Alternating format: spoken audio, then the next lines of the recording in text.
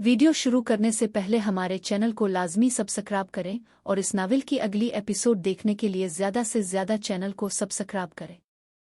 इसको राज़ी करना होगा, इसको पूरा एतमाद में लेकर मेरा लिए तैयार करना होगा, जिससे मैं ख़त को पसंद करवा सकूं।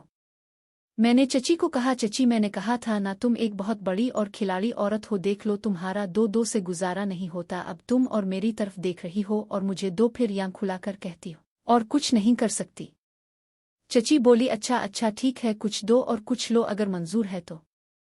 मैंने कहा मुझे मंजूर है, पहले ये तो बताओ वो बंदा कौन है जिसको राजी करना है। चची बोली, फिक्र ना करो, वो भी अपना रिश्तेदार है और तुम इसको जानते हो और मुझे उम्मीद है तुम इसको आसानी से मिला लोगे। मैंने कहा चलो ठीक है, मुझे मंजूर है, लेकिन पहले मेरा काम करवाओ, आज ही से साइमा आंटी के प्लान बे काम शुरू करो। चची बोली, हौसला रखो, इतनी जल्दी भी किया है, गर्म गर्म खाने से मुंह जल जाता है। मैंने कहा चची मुझे पता है, लेकिन मेरा पास अब वक़्त बहुत कम है, मुझे यहाँ आए हुए तकरीबन 20 दिन हो गए हैं और कुछ दिन और बाद मुझे अबू की कॉल आ जाएगी कि वापस आओ और आकर अगली पढ़ाई की भागदौड़ शुरू करो, और ये ना हो कि आपका काम भी दरमियान में रह जाए और मेरे भी। और मैंने दिल में सोचा चची तुम्हारी भी लेकर जाऊंगा, वो प्रोग्राम तो बड़ा ही ज़बरदस्त मैंने सोच रखा है।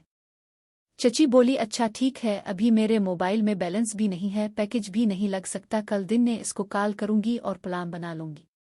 मैंने कहा चची साइमा आंटी का नंबर किस नेटवर्क का है, तो उन्होंने कहा जैस का है। मैंने कहा मेरा जैस का नंबर है और भी पूरे महीने वाला पैकेज लगा हुआ है, आप मेरे मोबाइल से कॉल करो। अभी तो बच्चे आने में भी काफ़ी टाइम बाकी है, मैं टीवी वाले कमरे से अपना मोबाइल लेकर आता हूँ। चची ने कहा, अच्छा बाबा ठीक है, साइमा तो तुम्हारी दिमाग पे सवार हो गई है। मैं वहाँ से टीवी वाले कमरे में आया और अपना मोबाइल उठाया, एकदम मेरे दिमाग में एक प्लान आया। मैंने अपने मोबाइल है कॉल रिकॉर्डिंग को एक्टिव कर दिया ताकि चची और साइमा आंटी की जो बात हो वो रिकॉर्ड हो सके और फिर मैं उनके दरमियान हुई सारी बातें सुन सकूंगा। मैं दोबारा चची के कमरे में आया और मोबाइल खोलकर चची को दे दिया। चची ने अपने मोबाइल से इसका नंबर निकालकर मेरे मोबाइल से डायल कर दिया। मैंने कहा चची आप आराम से बैठकर बातें करो और उसको राजी करो, मैं टीवी वाले कमरे में टीवी देखता हूँ, जब बात हो जाए तो मुझे बता देना। और दूसरी तरफ किसी ने फ़ोन उठा लिया था। चची ने बोला, हेलो साइमा, मैं समीना बोल रही हूँ, और मुझे आंखों के इशारे से बोला तुम जाओ। मैं फिर वहाँ से निकल आया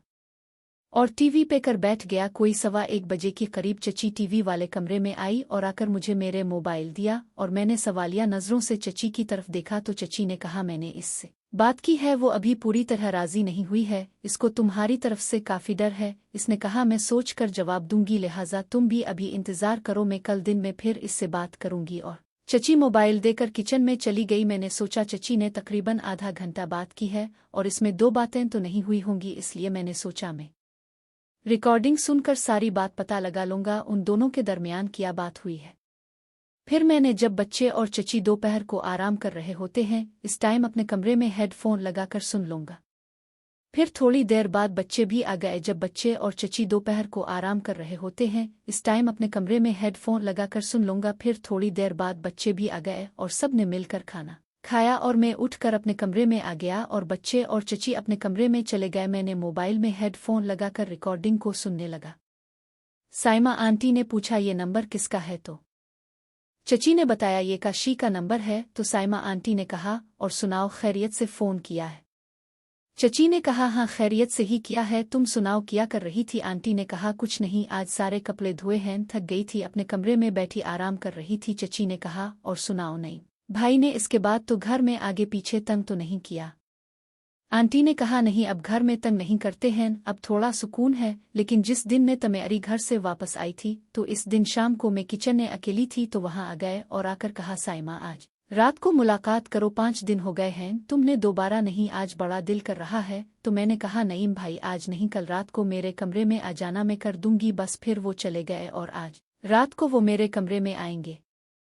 चची ने मजाक में कहा, अच्छा तो आज मेरी बन्नू रानी के साथ मुलाकात करोगी? आंटी ने कहा, हाँ, और क्या करूँ मरूना तो, और क्या करूँ, मेरे नसीब में सिर्फ मुन में ही लिखा है और आज तक अपनी सहेली का सोचा तक नहीं है। चची ने कहा, नाराज क्यों होती है, तेरा भी कुछ ना कुछ हो जाएगा।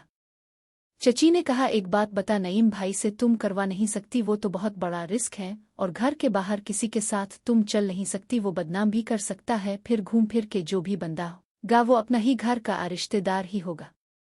आंटी ने कहा, समीना जो भी हो पक्का बंदा हो, राजदार बंदा हो जो प्यार दे भी और ले भी और बदनाम भी ना करे।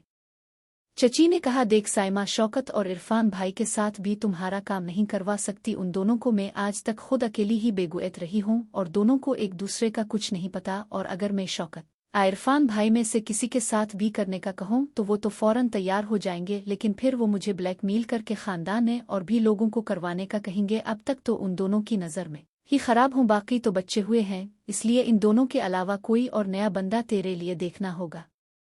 साइमा आंटी ने कहा, समीना कह तो तुम ठीक रही हो, लेकिन नया बंदा और कौन होगा तेरी नज़र में जो पक्का बंदा हो और बदनाम भी ना करे। चची ने कहा, एक बंदा है तो, लेकिन तुम्हें यकीन नहीं आएगा और हो सकता है तुम उसके लिए राजी भी ना हो। आंटी ने कहा, कौन है वो, तुम पहले बताओ तो सही। चची ने कहा, और कोई नहीं है, मेरी नज़र में अपना कशी ही है। साइमा आंटी ने जब ये सुना तो हैरत से बोली, क्या कह रही हो समीना, तुम्हारा दिमाग तो नहीं चल गया है, ये तुम क्या बात कर रही हो। साइमा आंटी ने कहा, उसकी उम्र और हमारी उम्र में कितना फ़र्क है, वो रिश्ते में हमारा भतीजा लगता है। चची ने कहा, मैं ठीक कह रही हूँ, वो ही पक्का बंदा है और वो बदनाम भी नहीं करेगा। आंटी ने आगे से कहा, समीना मुझे तो लगता है तुम तो पक्की औरत बन गई हो और अपने भतीजे को भी नहीं छोड़ा और उसके नीचे भी लेट गई हो।